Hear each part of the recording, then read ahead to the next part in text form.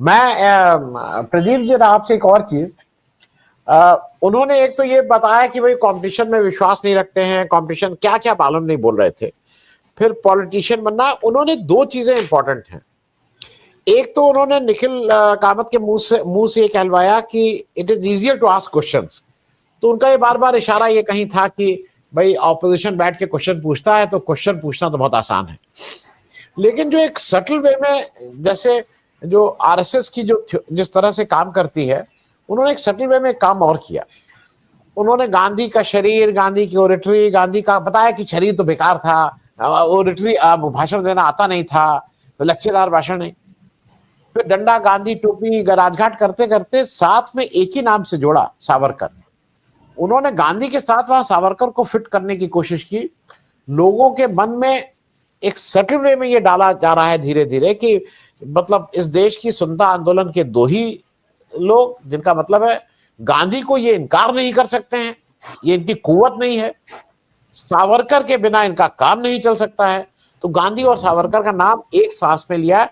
मैं इस पे भी आपकी एक टिप्पणी चाहूंगा। और इजियर टू आस्क क्वेश्चंस वाला जो मामला था, तो ये क्या अपोजिशन के ऊपर या राहुल गांधी के ऊपर टिप्पणी थी प्रदीप जी? और ओवरऑल आपका एक योर टिप्पणी on the entire thing. Overall तो अगर मैं सिर्फ एक सेंटेंस में बोल सकता हूँ, ओवरऑल एक जो एक कामत का जो सीरीज है पॉडकास्ट की, उस सीरीज का नाम पढ़ा आपने? उस सीरीज का नाम क्या है? People by WTF। अब WTF की फुल फॉर्म क्या होती है, वही इस पॉडकास्ट को देख के वही पहली लाइन वही दिमाग में आती है। तो समराइज अगर करना हो तो इतना इनफ है। तो एक्चुअल में यही है, देखिए, क्योंकि उससे ज्यादा क्या बोलेंगे उसमें, क्योंकि कोई चीज, कोई ऑथेंटिक, कोई कहीं से ऐसा लग ही नहीं रहा था। कि कभी लगता था कोई प्रीचर बैठा है, कभी लगता था कोई संघ का वो बैठा है। प्राइम मिनिस्टर वाला एक भी आंसर कहीं दिख नहीं रहा था, कहीं था ही नहीं। दूसरी बात, और आपने जो कहा ना कि वो इजियर क्वेश्चंस वाला, वो बात कही उन्होंने, वो बात जहां आप इशारा कर रहे हो, बात बिल्कुल सही है कि सवाल पूछना बहुत आसान होता है, क्योंकि वो इमेज विश्व गुरु वाली बना रखी है कि जो है विश्व गुरु बनना मुश्किल होता है, सवाल पूछना तो आसान होता है, कोई भी सवाल पूछ सकता है। लेकिन सावरकर और गांधी के साथ, और आपने एक चीज और देखी, क्योंकि उन्होंने कहा था कि जो आजादी का जिक्र किया उन्होंने, कि जो उस वक्त एक कहते एक जो है वो चंक पॉलिटिक्स में आ गया, और उनकी सोच उस वक्त की थी। तो कहने का मतलब वो कहीं ना कहीं ये कह रहे हैं कि भाई वो जो नेहरू, पटेल, ये सब उस वक्त की सोच उनकी थी। अब नया भारत तो सिर्फ मोदी की सोच का भारत है, वो जो है वो उनकी सोच खत्म होगी। लेकिन इनडायरेक्टली मुझे ऐसा लगा कि जो बार बार ये कहा जाता है कि नेहरू की जो उस वक्त की सोच थी, फ्यूचरिस्टिक सोच की, एम्स चाहिए, IIM चाहिए, IIT चाहिए, उनको कहीं ना कहीं डिमीन करने की कोशिश कर रहे थे, उनको कम करने की कोशिश कर रहे थे कि भाई उस वक्त की सोच खत्म हो गई, अब नए भारत की सोच की जरूरत है। तो ये चीज उनको मुझे ऐसा लगा कि वहां से वो सिग्नल देने की कोशिश कर रहे थे। और गांधी और सावरकर का तो जाहिर सी बात है, वो एक दिख रहा है कि किस तरह से सावरकर को एक लेवल पे ऊपर लाने की कोशिश की जा रही है, कि कम से कम अगर गांधी के लेवल पे नहीं भी लाया जा सका तो नेहरू से तो ऊपर कर दो कम से कम, कि गांधी के बाद सावरकर का ही जो है वो नाम हो। वरना सावरकर के नाम पे कॉलेज का उद्घाटन करने की या कॉलेज की शिलान्यास करने की अब 11 साल बाद याद आ रही है इनको, अब तक याद नहीं आ रही थी।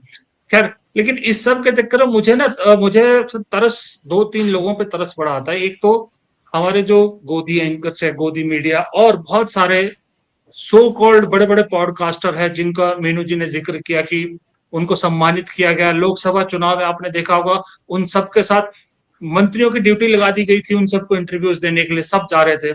वो बेचारे मुंह ताकते रह गए, बाजी कोई और ले गया। अब ये बेचारे गोदी एंकर तो कहीं रेस में पीछे ही छूट गए। ऐसा लगता है कि अब इनका काम सिर्फ नाम जपना है और किसी लायक के बचे नहीं है। मोदी जी ने इनका बिल्कुल मजाक उड़ा दिया। तो दूसरा एक तरस आता है मुझे, हमारी जो बेचारी सांसद है कंगना रनौत जैसी, उन जैसे लोगों पे आता है। बेचारी जिनके खिलाफ बोल के, जिनके खिलाफ कर करके सब कुछ आ गया ही, उनको मोदी जी मिलते नहीं है। जिनके खिलाफ वो बोलती है, मोदी जी उनके साथ बैठ जाते हैं। आजकल मोदी जी ने एक नया ट्रेंड शुरू किया है कि अपनी ही जो गोदी आर्मी है, उनको जरा बेचारों को इंसल्ट जैसी करने की वो है। लेकिन देखिए, ये बात अलग बात है। लेकिन पॉडकास्ट क्यों किया अभी, जो आप सब लोगों ने कहा अभी तक, पॉडकास्ट ऐसा है, ये बात सही है कि जो राजदीप सरदेसाई की बुक में लिखा था, वो मैं भी उससे बहुत हद तक सहमत हूं कि पीएमओ में सारे रिकॉर्ड तक वहीं होते हैं। ये बात तो मैं भी जानता हूँ कि सब कुछ रिकॉर्डिंग वगैरह वहीं पर होती है, सब कुछ होती है, एडिटेड आते हैं। और राजदीप सरदेसाई के उस जो क्लेम है उसको किसी ने वो भी नहीं किया, डिनाई भी नहीं किया, ध्यान से किसी ने डिनाइल भी नहीं दिया, काफी हद तक सच्चाई। तो ये कल का इंटरव्यू भी पूरा उसी तरह का प्लान लग रहा था। बाकायदा मैं तो हैरान इस चीज में हूँ कि मोदी जी कितने अच्छे हैं। एक्टर इसलिए अच्छे कि उनसे बाकायदा ये कहलवाया गया 2 बार बीच में कि मतलब मतलब मतलब आपको ऐसा प्रिटेंड करना पड़ा मोदी जी को कि भाई उन्हें समझ में नहीं आया question. Is a very fantastic actor, मैं बता रहा हूँ आपको। बहुत बढ़िया एक्टिंग की वो। देखिए, आपने एक जिक्र किया, बड़ा छोटा सा पॉइंट उठाया, ये बात बिल्कुल सही है कि पेट ढकने के लिए कैसे सॉल्व कर रहे थे। ये सब एक्टर्स की निशानी होती है, पॉलिटिशियन की या किसी प्राइम मिनिस्टर की निशानी नहीं है। अब मुद्दा ये है कि वो 1 महीना पहले या 15 दिन पहले जब भी हुआ ये पॉडकास्ट, रिलीज कब होता है? जब दिल्ली के चुनाव होते हैं। क्यों होते हैं दिल्ली के चुनाव के बीच में, क्यों रिलीज किया गया? अब क्योंकि एक जो मोदी जी की जो कार्बन कॉपी, मैं तो कार्बन कॉपी कहता हूँ, केजरीवाल साहब, उन्होंने भी आजकल एक पॉडकास्ट का और ये यूट्यूब इंटरव्यूज का एक सिलसिला शुरू कर दिया है। आपने देखा होगा, मोटे पैसे देके वो भी हो रहे हैं सारे। दरअसल मुझे ऐसा लगता है कि ये जो सिस्टम अब चल पड़ा ना भारत में, मैं थोड़ा सा मुद्दे से भटक रहा हूँ, लेकिन मेरे बात कहना जरूर चाहूंगा ये बात, क्योंकि ये मुझे बहुत अजीब लग रही है। क्योंकि लोग मेरे को कमेंट कर रहे हैं, लोग मुझे अब कहने लगे हैं इस चीज के कि आप लोग अपने आप को इंडिपेंडेंट मीडिया कहते हो। तो वो ये कहने लगे हैं कि आप गोदी मीडिया उनको बोलते हैं, वो स्पॉन्सर करते हैं। तो दूसरी तरफ आप लोग भी तो यही सब कर रहे हो। अब ये सवाल जब पूछने लगे ना, तो वो थोड़ा सा, एक हमारे लिए स्पेस बचा था ये डिजिटल मीडिया का, इसको भी खराब किया जा रहा है। ये थोड़ा सा मुझे बुरा लग रहा है, इसलिए मैं इसको बात को बीच में कहना जरूरी समझ रहा हूँ, क्योंकि ये एक गलत चीज हो रही है जिसको अभी रोकना जरूरी है। लेकिन खैर, चलिए अब मोदी जी पे आते हैं वापस। मोदी जी के देखिए पूरा 2.25 घंटे का इंटरव्यू जो है, आपने देखा होगा, वो एक एक, क्योंकि मैं 26 साल टेलीविजन में रहा हूँ, बड़े बड़े चैनलों में काम किया, दिल्ली में भी काम किया, सब जगह हम, एक एक स्टेप, एक एक सवाल। और ऐसा नहीं है सर कि आपने एडिट अगर ध्यान से देखा होगा, एडिट ऐसा है जो दिख रहा था कि एक सवाल ऐसा है जो शायद 1.5 घंटे बाद पूछा गया था, उसको एडिट में पहले लाया गया है। जो पहले पूछा गया सवाल है वो कई बार लास्ट में दिखा है, एडिट भी आगे पीछे किया गया है। तो इसका मतलब ये जो पूरा इंटरव्यू है, वो एक एक, कई बार रीटेक भी हुए होंगे इसमें, जाहिर सी बात है, कई आंसर दोबारा हुए होंगे। कई में दिखा होगा शॉर्ट में प्रधानमंत्री का कुछ आधा पेट दिख रहा है या कुछ दिखा होगा, वो चीज भी, लाइटिंग, एक एक चीज। और ये इंटरव्यू के शुरू में आपने देखा होगा कि जानबूझ के एक चीज डाली गई कि लाइटिंग सेट करते हुए दिखाया गया उसमें, ताकि ये मैसेज जाए कि ये जो है वो खुद उनकी टीम ने आके शूट किया था, ना कि प्रधानमंत्री की टीम ने शूट किया। वो उस टैक्टिक्स थे सब, उस तरह के एक खेल होते हैं टेलीविजन में, ये सारे आपको मालूम है आनंद से।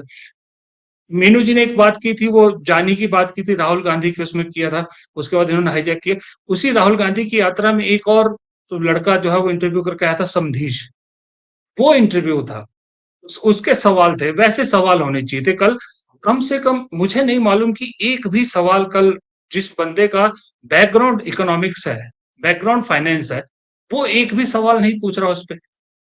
तो आधा तो ऑथेंटिक जो इंटरव्यू का होना चाहिए, जो जिसका वजन होना चाहिए, आपने खुद ही गिरा दिया वजन, कि उस पे सवाल ही पूछना।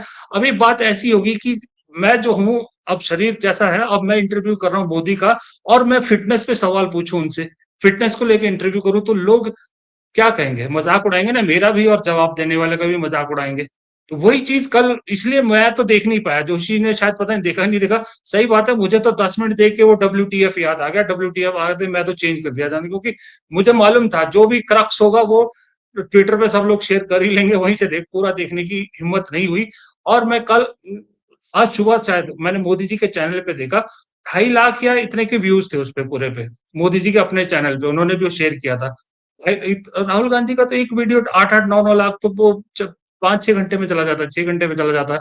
उनका वो जो अभी वो कैफे वाला जो जूस वाला कौन सा था, वही वीडियो कितना मिलियन से ऊपर चला गया है। तो ये रेस तो है, जाहिर सी बात है।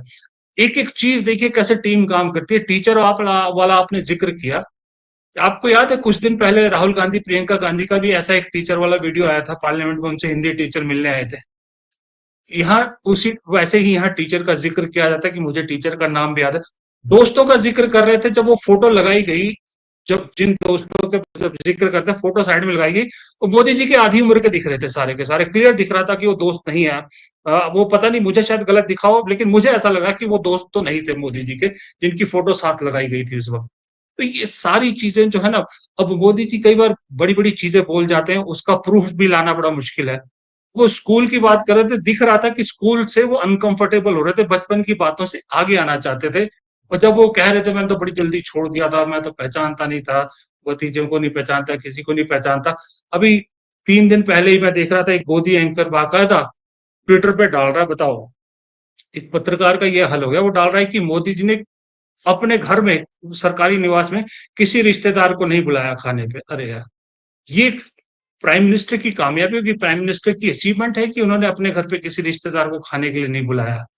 मतलब इससे जो है देश की इकोनॉमी बहुत बूम कर दी, जो हम तीसरे नंबर की जा रहे हैं, इसमें मोदी जी का शेयर बहुत बड़ा हो गया उस वजह से।